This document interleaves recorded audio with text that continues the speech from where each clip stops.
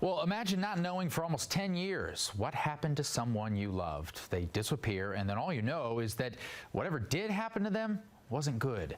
Since 2015, the Crystal Rogers case has weighed heavy on the Nelson County community. Questions remain about what exactly happened to her. To this day, her body has not been found. But prosecutors in her case believe there are 3 men who do know. We poured through our archives, looking at past interviews, at scripts, at video. As we prepare for this trial, we're taking a look back at how the case got to this point. Seem odd from the beginning. We're just trying to find her. July 3rd, 2015 was the last day 35-year-old Crystal Rogers, a mother of 5, was seen alive by her boyfriend, Brooks Houck. 2 days later, she's reported missing by her parents. That same day, July 5th, Rogers' car is found along the Bluegrass Parkway with her things still inside. Her purse was in there, her cell phone was in there, her keys was in the ignition. She don't ever leave her cell phone, ever. She would have not got out of that car and left her cell phone in that car. People looked for clues. Police asked for help. If Crystal can hear our voice, we love you. We want to know where you're at. Contact us. Let us know that you're okay. Call it a parent's intuition. Sherry and Tommy Ballard knew whatever happened to their daughter was not good. Just trying to hold it together. Crystal's family was very vocal about their suspicion of her then boyfriend, Brooks Houck, having some sort of involvement in her disappearance. I specifically told him that day, I think you did something to my daughter. I made that very clear. The signs went up.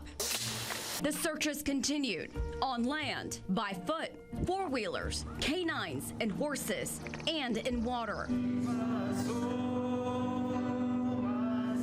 No shortage of prayers. July 8th, Brooks Houck was brought in by the Nelson County Sheriff's Office for questioning.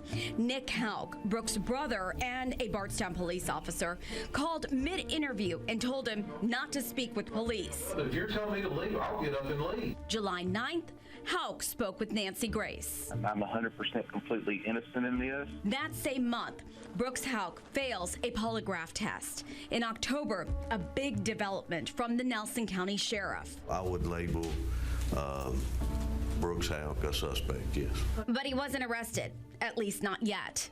Crystal was presumed dead. Houck's brother, Nick, was fired from the Bardstown Police Department for interfering with the criminal investigation into the case. That's just not how we do it as police officers. In 2016, Houck's grandmother, Anna Whiteside's home is searched, along with the farm of Rosemary Houck, Brooke Houck's mother. There was a custody battle. Tommy and Sherry Ballard say that Brooks Houck stripped them of their privileges to see their grandson Eli after Crystal went missing. Then a turn of events that shocked everyone 16 months after Crystal disappeared. We come out every day hoping we'll find something. We need closure. In November of 2016, Crystal's father, Tommy Ballard, who had been investigating his daughter's disappearance, was shot and killed while hunting with his grandson on family property. Tommy's father, Till, spoke to us. They were 2 good human beings, and they didn't deserve what they got. It's just hard to put it behind us. We'll never...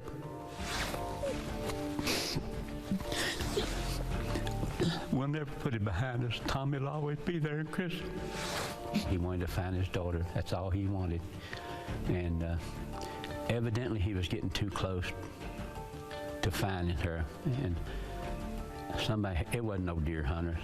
They had to get rid of Tommy because he was finding out too much. August 2018, the case captured national attention from NBC's Oxygen Network to the Today Show and Dr. Phil and others.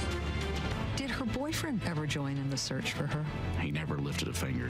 I believe someone wanted my husband out of the way. August 2020, the FBI steps in and takes over the investigation. Over the year, there were searches at Brooks Houck's home, their family farm, Crystal's storage unit, including one in 2021 in the Woodlawn Springs subdivision where Brooks Houck's construction company built several houses shortly after Rogers disappeared.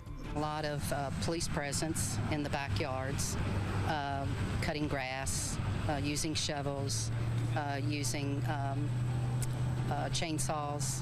After a multi-day search, federal agents find an item of interest under a driveway. You don't have any closure in her particular case. And the fact that they're still investigating all this is incredibly encouraging. In October of 2022, the FBI was back at Houck's 245-acre family farm. The FBI spent days combing through it and did confiscate an item there too. Then in January 2023, a special prosecutor is appointed to Crystal's case and to other high-profile Nelson County death investigations, including Roger's father. A big development months later in August. 32-year-old Joseph Lawson is arrested on 2 charges: conspiracy to commit murder and tampering with physical evidence. Then the arrest that many waited for more than 8 years. This is a giant step in the answer about what happened to Crystal Rogers. September 27th, 2023, the FBI arrests Brooks Houck. Where's Crystal Rogers?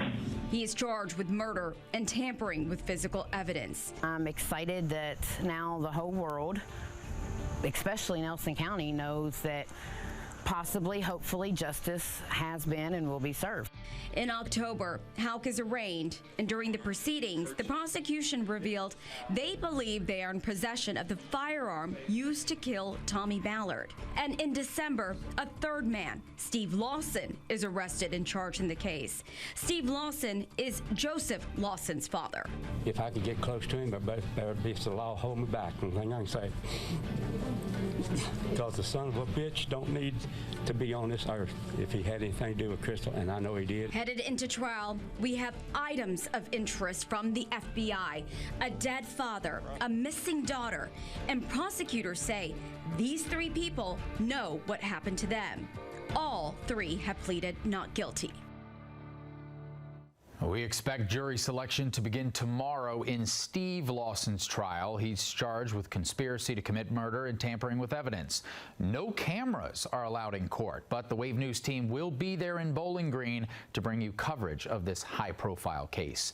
You can follow along on the Wave News app and on wave3.com.